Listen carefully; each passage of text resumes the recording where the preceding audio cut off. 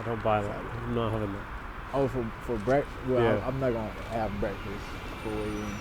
What about if you're on vacation and you're sitting on a nice beach in the Bahamas and you've just won the lightweight world title and you're taking 6 months off and you can have anything for breakfast? What do you have for breakfast then? I love oatmeal. Oatmeal. I had oatmeal this morning. What do you have on it? I have to put peanut butter in it, some honey, Yeah. and some fruit. I like some blueberries, strawberries, bananas. Okay. You know, you mix it all up, a little bit of sugar.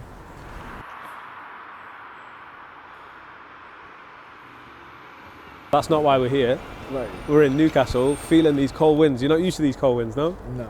Well, a little bit from back in North Carolina. It gets real cold there, but you know, I've been in Vegas and now Phoenix, so it's real hot on that side of the United States.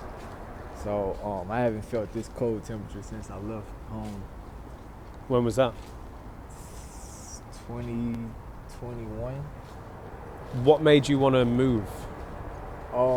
Actually, I had moved because I went out to Vegas. I had sparred at the Mayweather gym, and you know they like what they saw, and you know that's how my career got started. The Mayweather story and the stories that subsequently came from that gym is obviously one that will be spoken about a lot around you and in boxing circles. Just tell us how did that come around? How did you end up in a Mayweather situation? I had sparred, one of my good friends, Dorian Khan. He was signed to Floyd at that time. Yeah. When I had came out there, me and him sparred, got some good rounds in front of one of the coaches there. Me and the coach talked with me, my parents. We all talked, and they liked what they saw. So we made that jump to move me out there, and I started training there, and started making a name for myself, and it just went up from there. I'll ask you, I guess, about what it's like to perform in front of Floyd and things like that in a moment. But you mentioned your parents playing a role in it there. Mm-hmm. That's the side that a lot of people don't see, right? Right. They see that you can do this in the ring or you do this, whatever. But what role have your family played in getting you where you are now? They played a major role. If it wasn't for my mom and my dad, I wouldn't be where I'm at right now in my boxing career. So they definitely played a major part. It's a lot of people that play a major part. It's a lot of stuff that goes on outside of the ring that people don't see.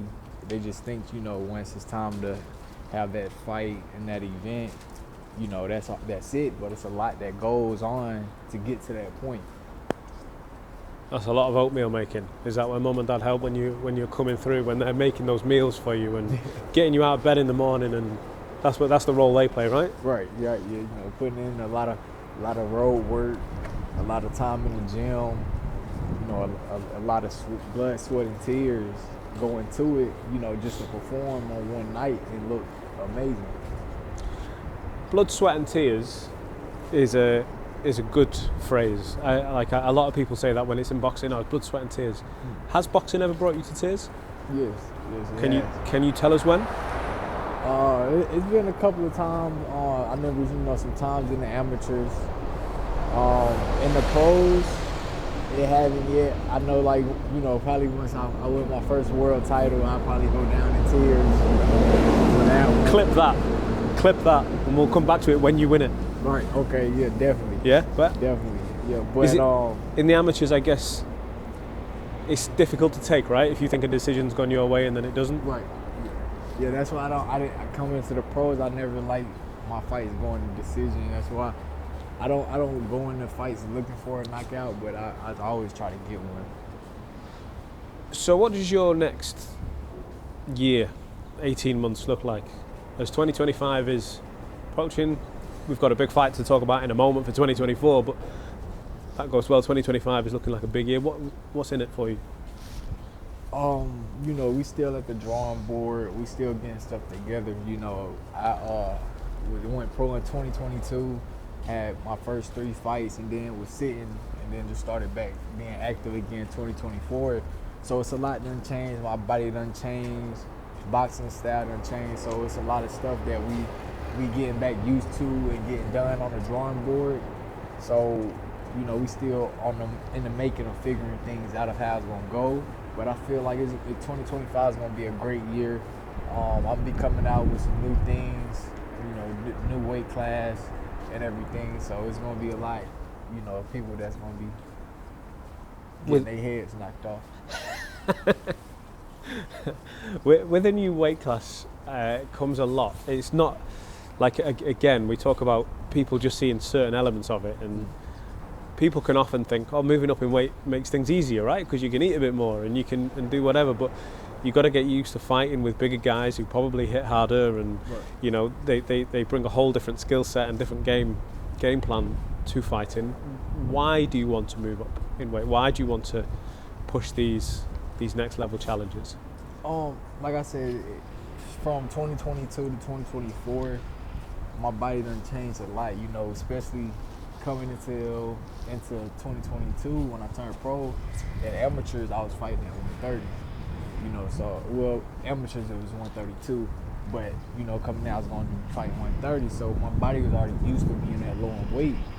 So, you know, having them 2 years off, we're about a year and a half off, with me not having to lose weight and get down, you know, my body grew, it got bigger. When I first got out to Vegas, I was real small and skinny, and then by the time I was doing the exhibitions with Floyd and stuff, my body had changed and I had got a little bigger. So it's harder to get down to that weight and try to make that weight. So that's why, you know, it comes with the change of me having to change weight classes. And now I'm seeing I'm gonna have to start preparing my body for that bigger weight class, because you know, I still have a small body frame for the weight class I'm gonna be heading into, but you know, it's just adjustments we have to make to start preparing my body for the adjustments. What do you think of the 140 weight class? You know, certainly up at the top. What do you think of those names that you see up there and the talent in that division? It's some great names at the 140 division. There's some great talent at the 140 division too. You know, it's what's a dream fight for you there? I can't say yet, because I feel like pretty soon some of these guys at 135 are gonna be moving up to 140 that I want to fight. So I can't pinpoint nobody's name right now, but once them guys move up, then I'll be able to pinpoint some people for you. We come back and we hold you to it, yeah? Gotcha. What? Excuse me. What's the role of Misfits in this? Why did you come to Misfits? Why are you fighting with Mams Taylor and the Sauerland brothers? What did they say to you to bring you into this scene? My manager Sal, you know, he had brought to my attention that Misfits was signing pros, and you know, once, you know, we talked about some things and how Misfits was the direction they was heading with the pro boxing level. You know, I felt like it was a great fit for me, a great fit for my career, and a great fit for boxing because of the way they was going about it and handling the business and stuff. And then, you know, Wasserman, they've been putting on shows here, so it wasn't like, you know, it was just Misfits just trying to jump into the professional game. They have someone that they can piggyback on to help carry them on that side of the professional game with the Wasserman brothers. And, you know, then it works out to it, you know, like now with me fighting on their cars also out here in the UK. So I felt like, you know, it was just a great fit all around. I had some deals from some other promoters, but at the end of the day, I felt like the best opportunities and the best way to level up my career was with Misfits Pro. What's your first impressions been like of Misfits? And you can tell us the good, the bad, and the ugly. What's it been like? It hasn't been no bad. I know it's some bad gonna come eventually. It's always gonna be good and bad. It might not. It might not. I mean, it might not. But I feel like with anything you do, it's gonna always be good and bad. But it's been terrific so far. You know, I love it over there. I love everybody that's with Misfits, and it's just all around. It's great. Let's bring it to this week. Why should we watch you fight on Friday? I bring in fireworks. I bring in excitement. I bring in that explosiveness. You know, I'm the type of fighter that you can't get up to go get popcorn in the middle of the fight, or you're gonna miss something. You got to have that ready before the fight. Right, you gotta have it ready before the fight because it can go. I can box, and I can brawl, so I can put on a show on both ways, and then my knockouts come pretty easy. So it's just one of them fights. I feel like I'm an all-around fighter. I'm a pay-per-view attraction fighter. Is it a special moment for you to be able to do it in the UK? Oh yes, it definitely is.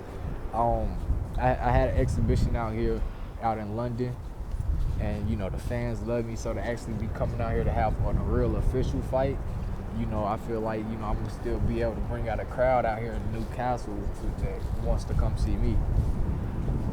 Do you like Newcastle apart from the cold? So yeah, I like it. It's just cold. It's just cold. That's the only thing.